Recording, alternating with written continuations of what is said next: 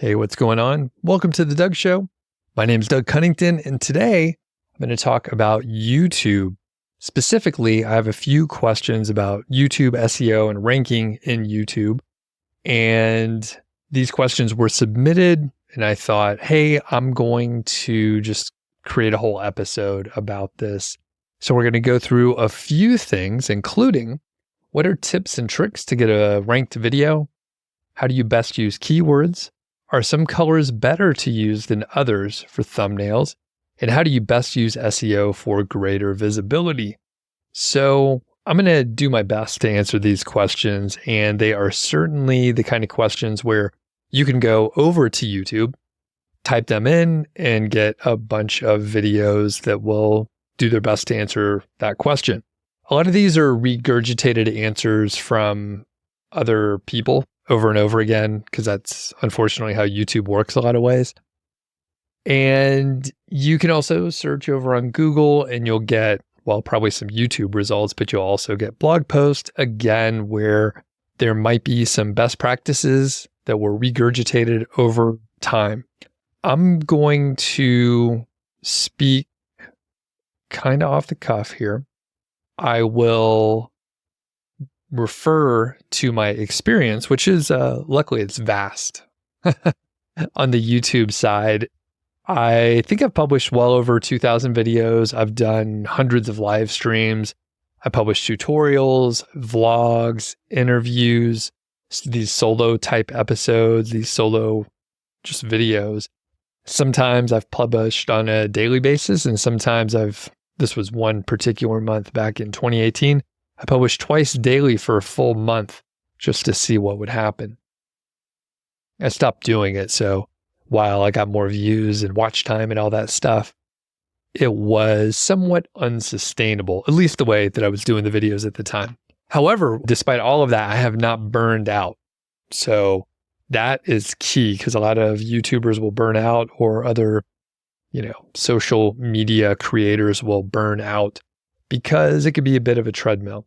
So I'm going to be answering from my own personal experience, as well as I'll project a couple ideas just to give you a better idea about actionable things that you can take away. There will be some actionable tips, by the way, so hopefully you'll get something out of that. But the other subtext in this whole thing is I've done a lot of videos. I have like 3 current channels where I publish weekly, and those are podcasts as well.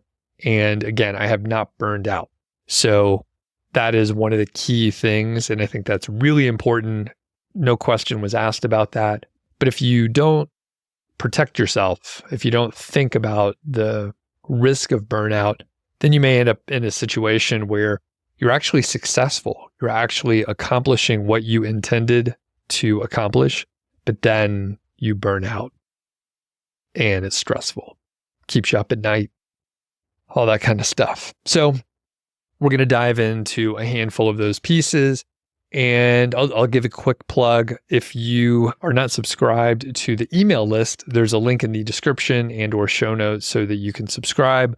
I'll give you some more news about this in the future, but I got to revamp my email list a little bit. I think I might be moving to a different list provider, and just redoing my autoresponder sequence and some of the funnel pieces, which is all sort of a fluid thing that I'm currently trying to figure out. So there's nothing to share yet, because I don't know exactly what I would share. However, if you want to be informed when new videos or podcast episodes come out, or you just want to stay more connected, you can sign up for the email list. There's usually a freebie in there. Recently, I created a compound interest calculator so that you can see the power of compound interest, especially if you're thinking about side hustles and earning a little money on the side. Like if you just saved all the money that you're earning on a side hustle, how much could you save if you just kept investing year over year and you did this for a few years? The spoiler alert is compound interest is not intuitive. So once you start plugging in some numbers and you let it ride for about, like 10 to 15 years or so, it's an alarming amount of growth and it is kind of amazing. So you can check that out. I'll probably put a link in here so you can get to it. And I think from here, let's go ahead and get into the episode. So we're going to talk about ranking tips, keyword strategies, thumbnail color psychology, and some SEO best practices. So we will go over some of these best practices. I'm going to open up with just some YouTube ideas. Now, these are best practices, so you should follow these, all right? However, you should also not follow them and just do your own shit. And if you have an urge to create a specific kind of video that does not follow the best practices, then do that. So follow your own interest. That's one key to not burning out, is create the content that you're actually excited about. Because one unfortunate thing is that you can create a job for yourself, especially if you become successful and you're creating videos that you're not actually into. And you could fill in the blank, by the way. It could be social media content, any kind of creator. It could be blog post. It could be a podcast. But if you're creating content that you don't really care about, it's going to show over time. People will see that and you will kind of make yourself unhappy. So follow these kind of ideas and these best practices. But if you feel the urge to not do that, then go ahead and break the rules and do what you want to do. So overall, you kind of want to optimize for watch time. So the video length can impact that and the audience retention. They work hand in hand. So you don't necessarily want to have like 2-hour-long videos to try to boost watch time if you have really poor audience retention. So you kind of have to play with the sweet spot, and depending on the topic area and the type of videos you have, it might be, 8-minute videos are perfect, and a long video for you might be 12 minutes, depending on what you're talking about. And it depends on how you create those videos. While if you're doing interviews, like many of my episodes are, they're interviews. So I could do like an hour and a half interview, and the people that are interested, they'll watch the whole entire thing. And there's a whole other part of the channel where, they don't want long videos. So that's actually been another secret for me not burning out, is I enjoy having conversations and doing interviews. So I could do really long videos, but it turns off a huge portion of the audience. But that's okay, because I enjoy doing those videos and they fit another area. So think about your watch time and the length of your video and do some analysis over in the analytics portion so you can see what videos do best. You can think about the topic area, the length, look at the retention, maybe some other details. Maybe there's sort of a category that does really well as far as watch time, the video length, and audience retention. Again, they all play together, and all of those metrics are easy to get to within the analytics section. Next is to encourage engagement. And I am actually pretty bad at this, because there was certainly a stretch of time where everyone all the time was asking for you to like the video, comment on the video, subscribe, do all this stuff, often at the very beginning of a video, before they provided any sort of information or value or anything like that. And it can work, but over time, it got a little overdone. So I just stopped doing it. Turns out people know how to like, comment, subscribe, and all that stuff. And if they want to, they will. If your videos are really good, if your shit's good, then people will, they'll just naturally do it. So comments, I think, are probably one of the best things you can get. If people are commenting or maybe sharing it, those are pretty high value interactions. And those are going to happen naturally.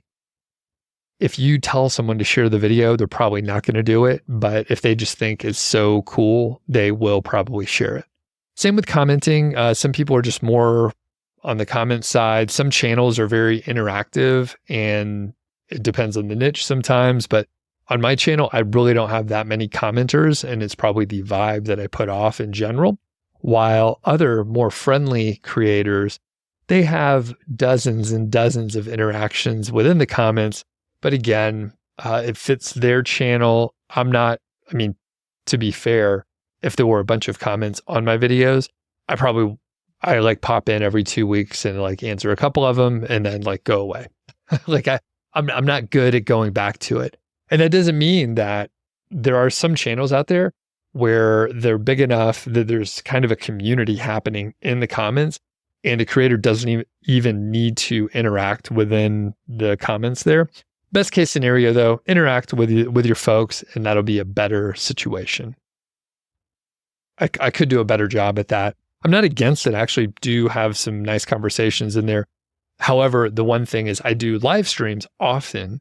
And again, I've done hundreds of live streams. So I have pretty strong interaction, but usually it's like chat, I'll answer the question versus like me going in the comments. But I can tell you there was a video on, I think I did a camera review few years ago. It's been a few years. And someone asked a question about the settings of my camera because they said the video looked nice. So I went in and tried to answer some questions for that person because they had a little problem. They did a nice thing and said, hey, your video looks good. And I tried to give them some tips about how I have the settings on my camera and that sort of thing. So I hope that helped. And I think I answered within like an hour. It happened to be like a day that I was in the office actively working. And I saw the comment come in and I answered it pretty quickly. So hopefully that person got what they needed. So you can encourage people to like, comment, subscribe. That's all fine. And I hear there's like a resurgence to just like remind people, but do it maybe towards the end of the video, like after they've gotten some value. I will give you a secret engagement tip that unfortunately you really can't control very much, but let's say one of your videos is doing pretty well. And then you start seeing the views go up pretty dramatically. So you see YouTube's actually distributing this to a wider audience than normal. It's being suggested. When I've done a little analysis in a few videos of mine that have done that and then talked to some friends who had a similar experience, those videos tend to drive a lot more subscribers. So what I think is happening is the video is performing pretty well and YouTube starts suggesting it. But the thing is, like, non-subscribers to your channel are subscribing on that video. That is one of the most powerful signs, I believe, for having a video go viral is when people are starting to subscribe to it. So put that in your back pocket and try to observe that. It is unproven. I haven't heard anyone else talk about it ever. But basically, if people are subscribing to your channel from a specific video, I believe that video will become a lot more popular because YouTube is going to suggest it to more and more audiences out there, well beyond your existing audience. And then you get some cool traction. And that's how you can really grow your channel. This is a chicken or the egg kind of thing. It's really hard to tell, but I think as the video is spread to new people that subscribe to your channel, it'll keep growing until it hits some saturation point and it doesn't perform as well. So if you can somehow magically get subscribers to your channel from a specific video, that video is probably going to do really well. Finally, the last little best practice here is consistency. So much like a podcast, if you can put out videos on a regular basis at a specific regular time, people will look for those and they will expect to see a weekly video from you. That's not to say you shouldn't publish more often, but at a minimum, it's great to establish a publishing cadence and then stick to it. You don't have to. YouTube is a little bit different than a podcast, where a podcast is sort of a habit that people do. YouTube's a little different. People do like some binge watching occasionally, and you may have videos that are years old that continue to get views in the future.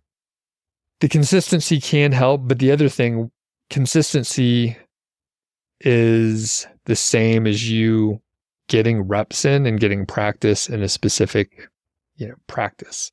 So you're getting better and better, and you're building skills and publishing videos. So let's move on to keywords here.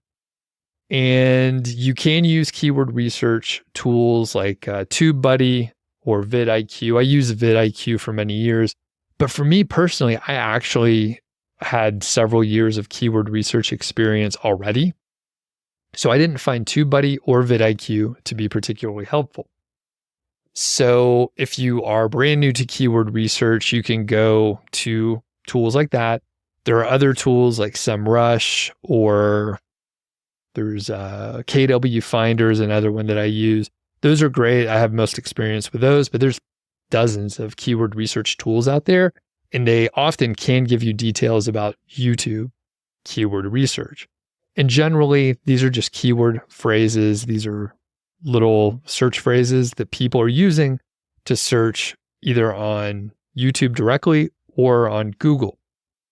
And it could be, I have some examples coming up, like best microphone for interview podcasts, right? So sometimes it's like product related, or it could be informational based, like how to get good audio for a podcast. So with that in mind, these are just queries that people are searching for.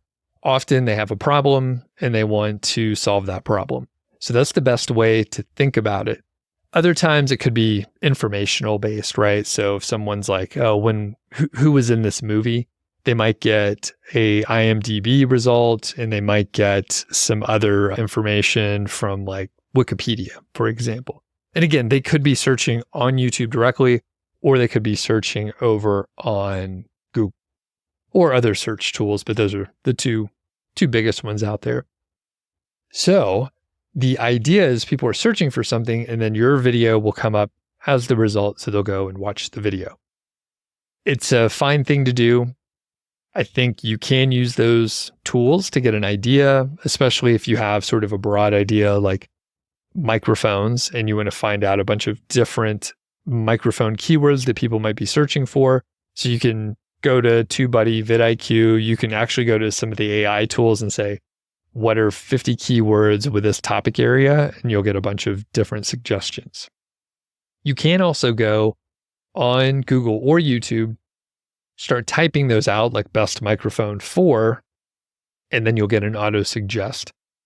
You'll be able to get probably a few dozen just by going through that exercise. There's also not only the auto suggest, but you have the related searches as well over on the Google side. So you could just get some ideas from that.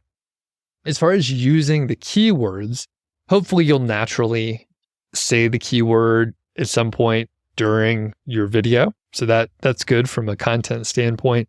But the best thing you could do is put the keyword at the beginning of the title for your video. The title holds a lot of weight, probably the most weight aside from the video content, as far as the keyword and the topic area. You could put some information in the description, and that'll be great. I don't think it makes as big of a difference as the content of the video or the title, but you could have your keyword in there as well. The thing is, do people really read the descriptions that often? Probably not too much. And there was a time where people said, oh yeah, put as many, like fill the whole, I don't even know how many characters, it's like 5,000 characters you could put in a YouTube description. That could be wrong, but turns out it doesn't matter. You could put a long description in there if you want. And there was some common wisdom back a few years ago that, you should use as much of that as possible, even putting in like as much of the transcript of the video as you can. But I don't know if that's helpful. At the end of the day, when it's something like that, I just think about the end viewer and what information could be helpful for that. And it turns out having a few hundred words, basically a blog post in your description, is probably not helpful unless your video needs a lot of that narrative in there. As far as tags and other stuff like that, I don't think tags really matter anymore. Again, there was a time a few years ago where tags maybe made a difference. But at this point in time, I think if you try to like throw keywords in the tags, it doesn't make a fucking difference. In fact, one funny thing, because we're talking sort of keyword optimization and SEO of a video, I get probably 2 videos a day. Sorry, not videos. I get 2 emails a day from people that say they're YouTube SEO experts, and they send me a screenshot of my channel and a video and they say, hey, you didn't use tags, your SEO score is 0, and they really want to help me. They want me to hire them. Well, the thing is, apparently they didn't look at the topics, right? Because I'm an SEO person, right? So obviously I know SEO. There's probably a reason I don't put tags in there. It's because it doesn't make a fucking difference. So these folks are, unfortunately, they're trying really hard, but they're sending like cold emails, and it's so, they're so uninformed.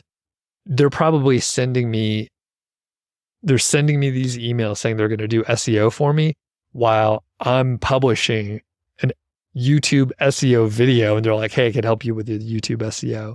The thing is, if I have emailed them back and say, hey, what's your channel? Like, how many views do you have? Like, what's your experience? Do you have any success metrics? And they don't, because it turns out all the stuff they're trying to sell me is worthless. Okay, moving on. I mark them as spam and block them so they can hopefully improve their business model and move on with their life. Okay, next, targeting long tail keywords. So these are very specific kind of keywords. So these are long tail keywords, and the example, so a short tail keyword would be like best microphone.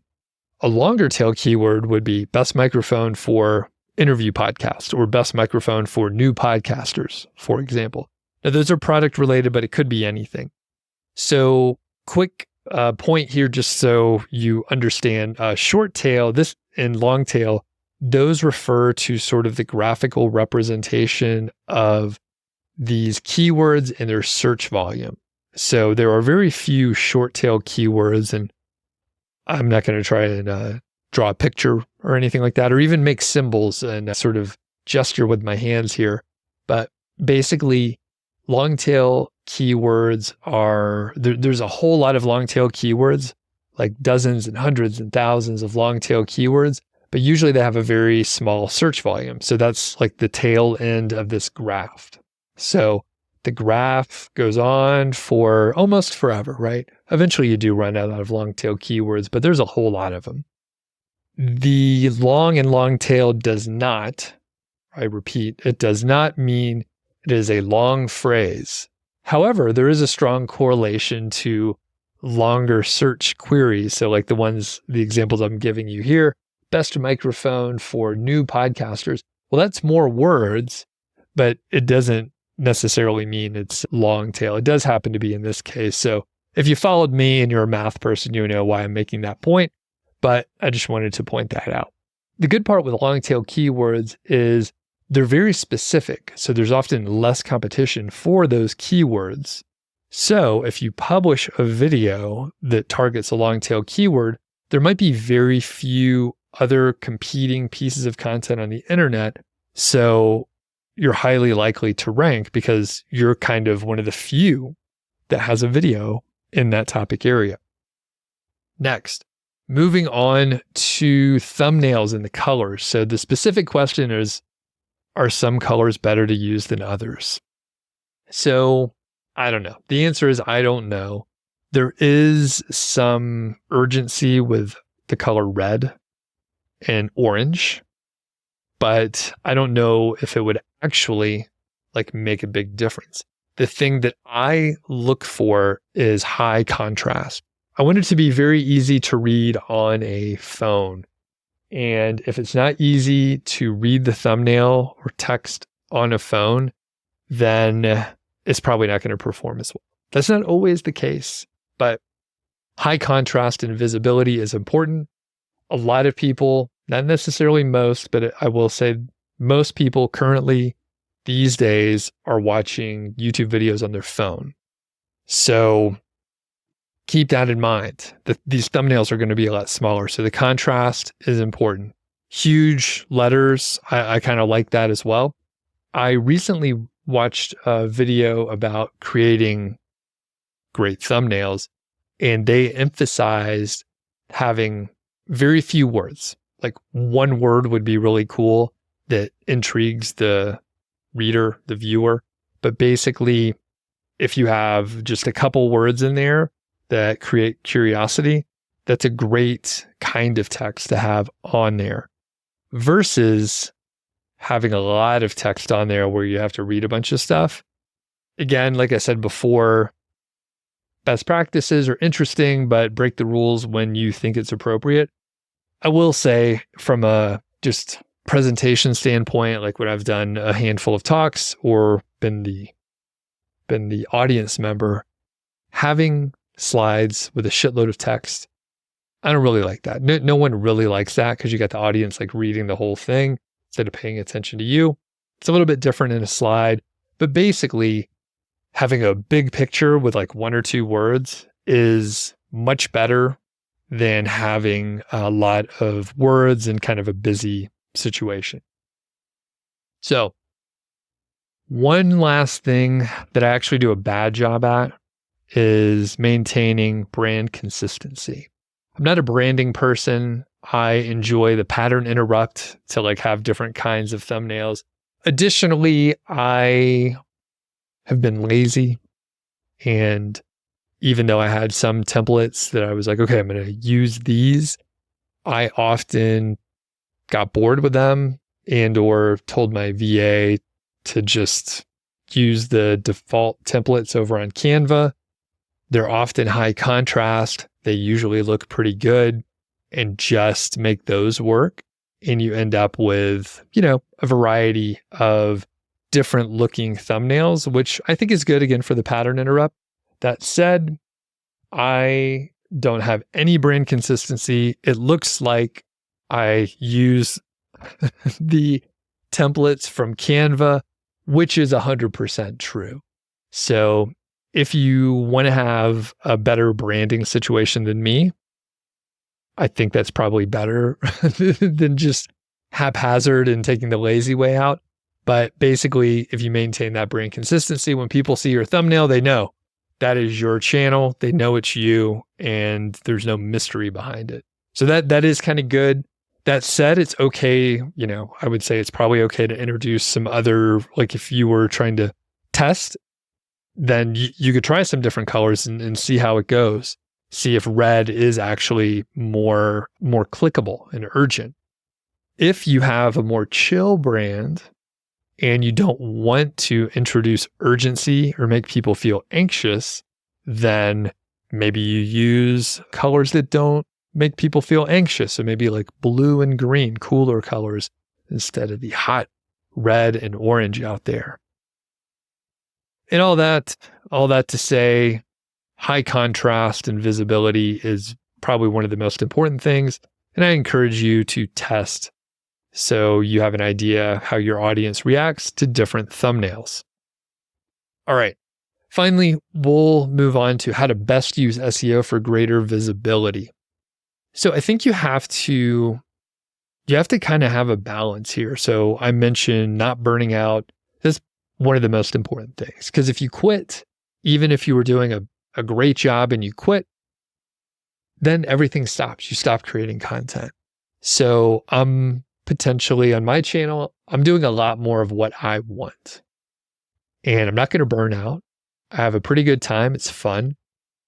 But I might not be getting as many views. So you have to balance this with your own desire for growth, your financial responsibilities, your overall sanity, your creativity, and balance it and figure out what works for you. You'll have to test. You're going to you'll go too far in one direction and then you'll need to move in the other direction and just make sure it works for you.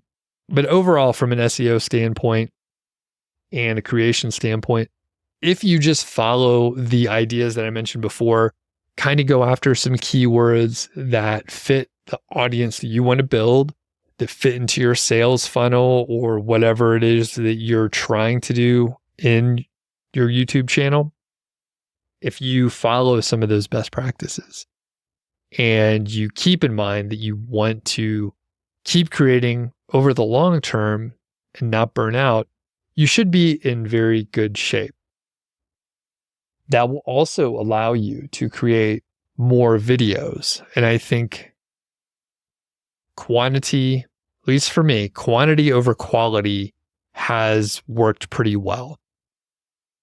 turns out your quality does get better over time if you get the reps in. I'm not too precious with my content.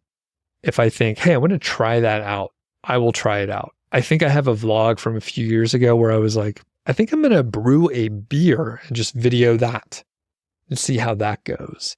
So if you look back, I have some vlogs where I'm like brewing a batch of beer, and it's kind of random. It doesn't fit with anything else, but I wanted to publish it. There's some other travel videos in there too. And I thought, hey, I want to see how it goes. Turns out recording vlogs is pretty difficult. It completely pulls you out of whatever it is you're doing. Unfortunately, you have to record things a few times or just deal with the fact that you're not capturing everything. So I never got enough reps in to make that work, which actually, now that I'm thinking about it, like maybe I just need more reps and figure out how to do vlogs that work for me. But I am now rambling on and I forget what I was talking about.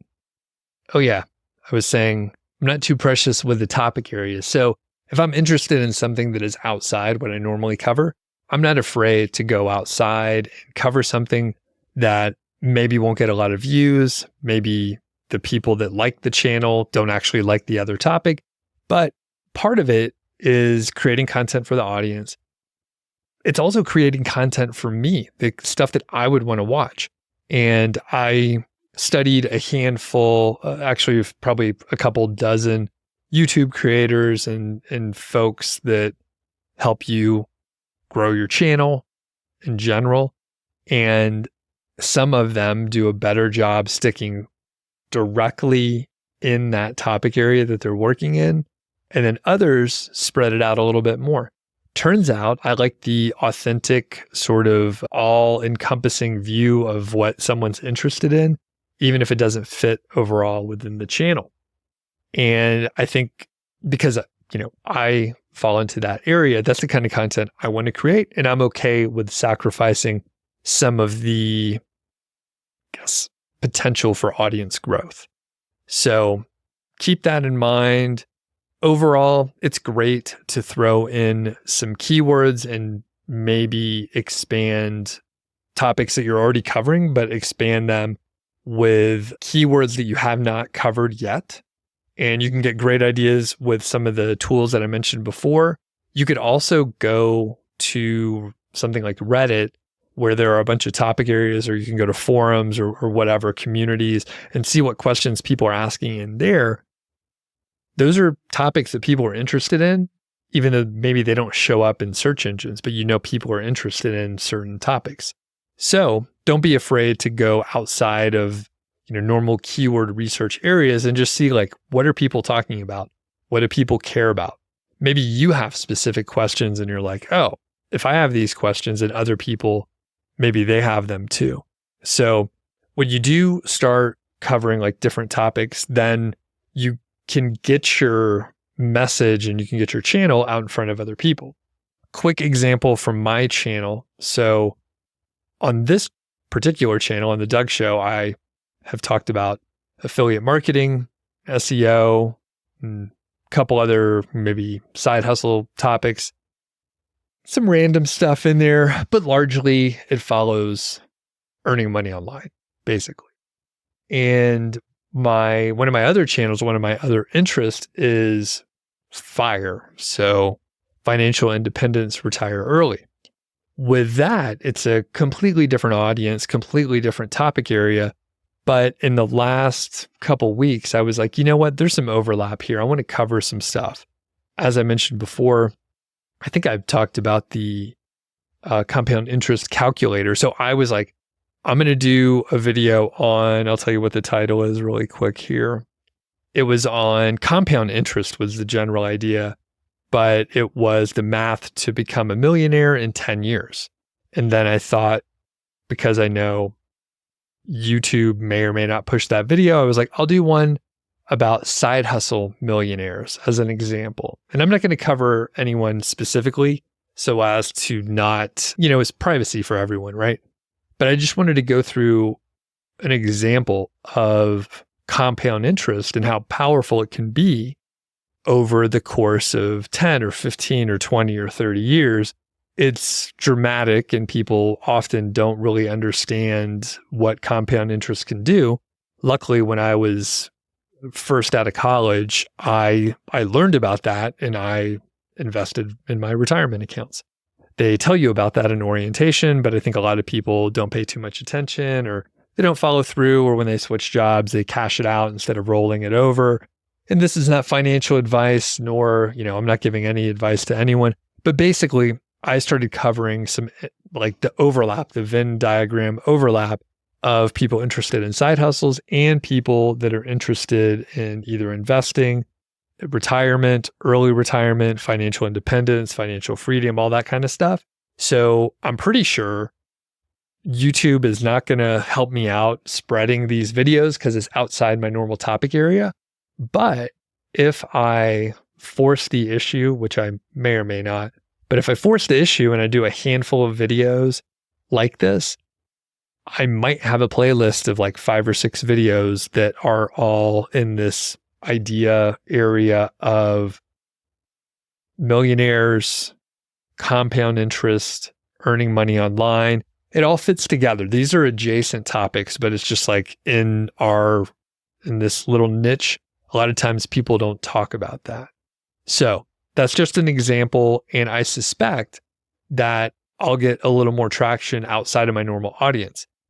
Within 3 days, I had someone comment on the video, on this live stream that I did, and they said, "Hey, I randomly ended up on this video and it was pretty good. So thanks." And they were like, "I have no idea who you are." And they just started watching it. So just an idea to go outside your normal area. Overall, if you hit keywords that you know people are interested in, to that point, like if you have millionaire in the headline, it gets attention. And I was like, "Oh, I'll give it a shot. I'm not going to use any specific individuals. I'm just going to provide some examples so people get an idea." All right. I think that's it for today. If you have any questions, if you want to connect further, you can sign up for the email list. If you're watching on YouTube, of course, you can leave a comment and I'll reply back. Probably, I'll look. I'll see. Have a good one out there. We'll catch you on the next episode.